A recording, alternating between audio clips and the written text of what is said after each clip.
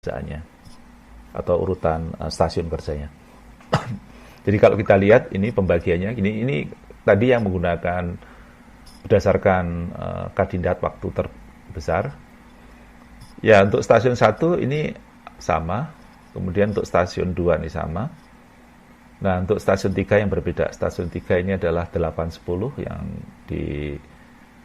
dikerjakan di sini, sedangkan di sini yang dikerjakan adalah 8 dan 7 ya, 8 dan 7.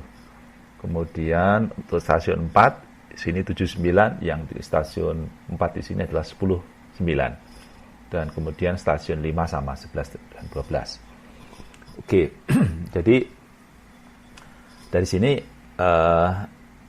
ini adalah alternatif yang untuk menyusun stasiun kerja ya, dan menyusun elemen pekerjaan yang dilakukan pada setiap stasiun. Jadi menggunakan kandidat terbesar, waktu terbesar, dan ini adalah menggunakan metode berdasarkan urutan pekerjaan ya. Berdasarkan urutan pekerjaan, tapi dibalance bahwa ini tidak boleh lebih dari waktu yang telah ditentukan 1 menit ya. Jadi ini waktu yang ditentukan, nggak boleh lebih dari 1 menit ya. Sehingga dengan begitu pengelompokan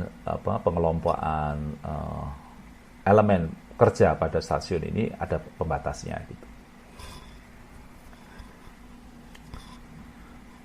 Nah, berikutnya adalah ini berdasarkan metode RPW, the rank positional wage. Nah, pada rank positional wage di sini ini dihitung berdasarkan waktu untuk menyelesaikan pada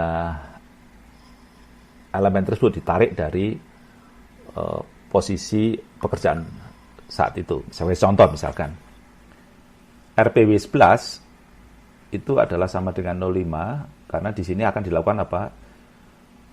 11 dan 12. Yani 11 dan 12. Jadi artinya apa? Di sini itu RPW 11 itu adalah sama dengan 0,5 ditambah 0,12. Jadi 0,62. Nah, kalau kita lihat RPW 8. Nah, RPW 8 ini dia adalah 0,6. Nah, dia harus menyelesaikan kemana? RPW 8 itu lintasannya harus ke 9. Ini adalah 0,27. Kemudian juga harus masuk ke lintasan ke sini, 10. 0,38. Setelah itu masuk ke sini, 0,5. Dan kemudian setelah itu masuk ke sini, 0,12. Nah, sehingga total untuk RPW 8 itu adalah 1,87 menit ya. Nah, kemudian itu semua disusun. Jadi kalau RPW 8 berapa, RPW 10 berapa. Nah, ini RPW 10 bisa dihitung. Jadi 10 di sini adalah 0,38. Setelah itu masuk di sini adalah tambah 0,5 tambah 0,12. Misalkan kalau RPW 9 berapa? RPW 9 adalah 0,27 tambah 0,5 tambah ini. Kalau RPW 6 berapa? Ya ini tambah ini tambah ini tambah ini gitu ya. Oke. Jadi seperti itu ininya untuk menghitung RPW-nya. Nah, kemudian dari sini kita bisa dapatkan bahwa nilai waktu terbesar itu misalkan TS-nya itu 0,92 menit misalkan 0,92 menit ini waktu TS misalkan asumsinya ya. Dari sini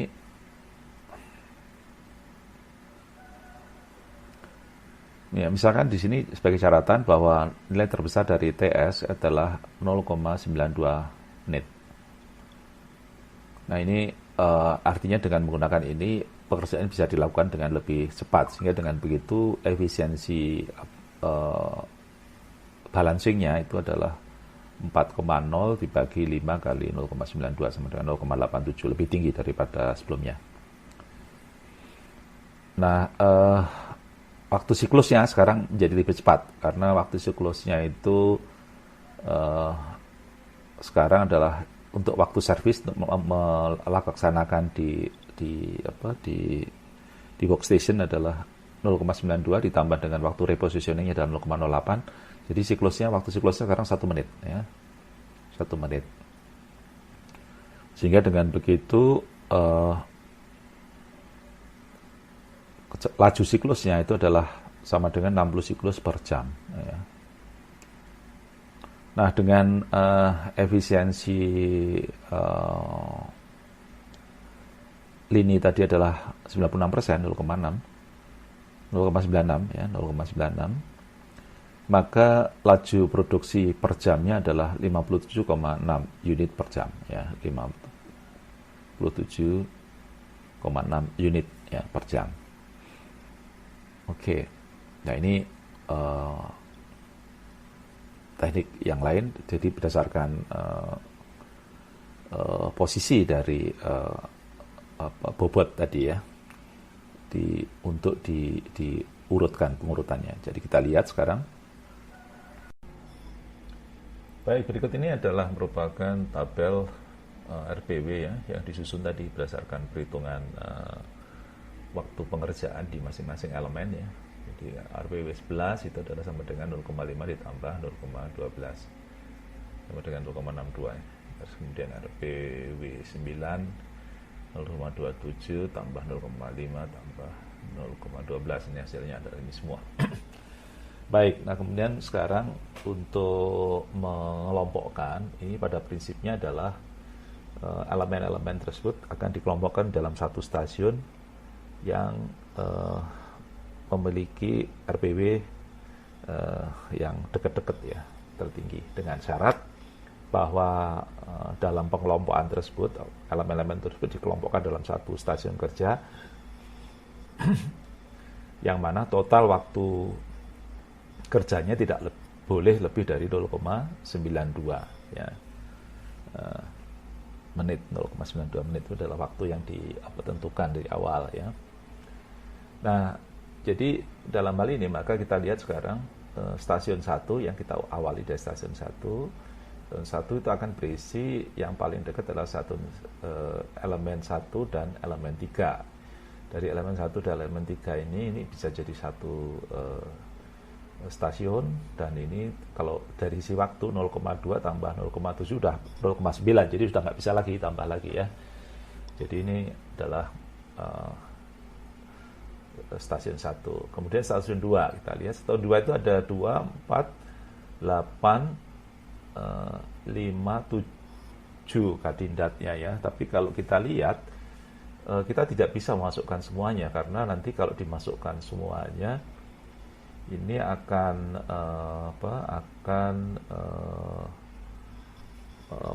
over ya, nilainya akan berlebihan. Jadi kita akan coba cari yang nilainya tidak akan lebih dari 0,92.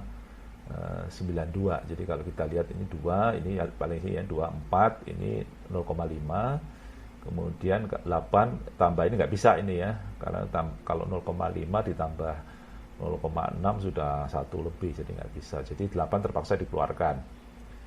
Lalu kalau ditambah dengan 0,3 maka jadi 0,8. 0,8 bisa. Bagaimana kalau ditambah dengan 0,32 itu nggak bisa ya, karena akan lebih dari 0,92. Bagaimana dengan ini 0,6? Nah, ternyata masih bisa. Nah, tapi yang tadi perlu diingat, ini pengelompokan ini kan berdasarkan weighting, tapi yang tidak boleh dilupakan adalah bahwa ini pekerjaan yang harus didahului, ini harus diselesaikan ya. Ini adalah pekerjaan yang harus diselesaikan lebih dahulu. Ini sudah diselesaikan di sini, yang 1 dan 3 itu diselesaikan di sini, kemudian yang 4 diselesaikan di kelompok, di grup ini, jadi bisa di dalam satu stasiun ya. Nah, jadi terpaksa yang 8 tidak bisa dimasukkan karena akan keluar dari batas 0,92. Demikian juga nomor 7. Elemen nomor 7 itu nggak bisa dimasukkan, nanti akan keluar juga dari batas 0,92. Oke. Jadi stasiun 2 adalah 2, 4, 5, 6 elemen nomor sekian.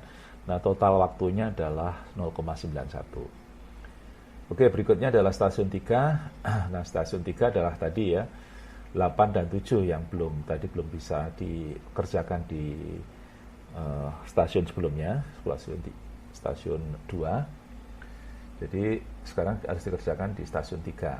Jadi kita lihat 7 itu 0,32, 8 itu 0,6. Jadi kalau digabungkan ini masih masuk, masih bisa. Jadi itu sekarang di stasiun 3 ini adalah 8 dan 7 ya, dengan total waktu 0,92. Nah, setelah itu stasiun 4. Stasiun 4 ya ini tadi 4, kita lihat ini yang paling dekat adalah ini stasiun 10 dan stasiun 9, ini yang RPW-nya paling dekat. Maka kita lihat jumlahnya 0,38 tambah 0,27, ya oke, masih masuk ya. Nah, ini digabung jadi satu. Nah, sementara ini juga dipenuhi dari sisi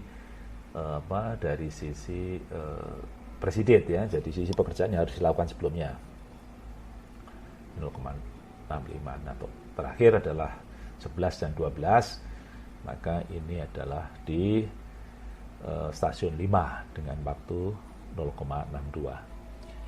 Jadi kalau kita lihat jadi itu gabungan ya antara presiden dengan waiting ya, itu digabungkan jadi satu. Jadi diharapkan efisiensinya bisa lebih tinggi ya. Nah, dari sini maka kita lihat ini adalah merupakan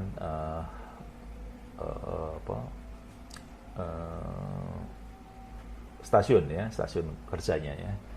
Jadi elemen yang ada di dalam stasiun kerja seperti ini. Jadi 1 dan 3 ini adalah stasiun yang pertama, kemudian yang di sini 2, 4, 5 dan 6 ini adalah stasiun kedua. Kemudian di sini adalah stasiun ketiga, keempat dan kelima. Oke. Nah, jadi kalau kita lihat ini adalah cara mengelompokkan elemen-elemen dalam satu workstation dengan cara ya tadi melihat posisinya di mana. Posisi itu hubungannya dengan bisa dilihat dari waktu yang diperlukan untuk menuju ke output atau keluaran dari lini assembly di sini. Jadi semakin panjang waktunya, ini kan panjang waktunya di sini, maka berarti dia semakin jauh ke belakang gitu. Jadi artinya dia dikelompokkan berdasarkan waktu yang diperlukan untuk menuju dari mulai dia dikerjakan sampai dihasilkan produk rakitan gitu ya. Nah, jadi dia akan dikelompokkan di sini. Nah, tentunya tetap dengan mengacu pada presiden ini. Jadi presiden ini tetap mengacu dan juga tidak boleh melebihi waktu yang telah ditentukan service time ya. Jadi waktu yang digunakan untuk menyelesaikan pekerjaan tersebut di dalam workstation. Jadi tidak boleh dilampaui. Nah, jadi seperti itu. Ini adalah dengan metode rank positional wake. Ya. Demikian cara balancing lini perakitan. Ya. Baik, nah dengan begitu maka contoh line balancing telah kita bahas dan ini baru untuk yang manual ya, untuk yang manual lini perakitan secara manual untuk model tunggal. Nah, nanti bagaimana kalau untuk model yang tidak tunggal tapi multiple ya, jadi ada beberapa model yang dikerjakan secara berurutan di dalam satu lini tapi bergantian begitu ya. Nah, lalu bagaimana menghitung kapan model tersebut harus masuk dan sebagainya supaya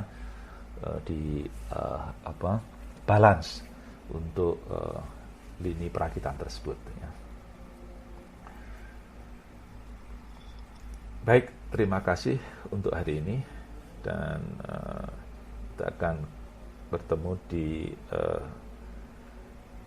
bab berikutnya. Baik, terima kasih.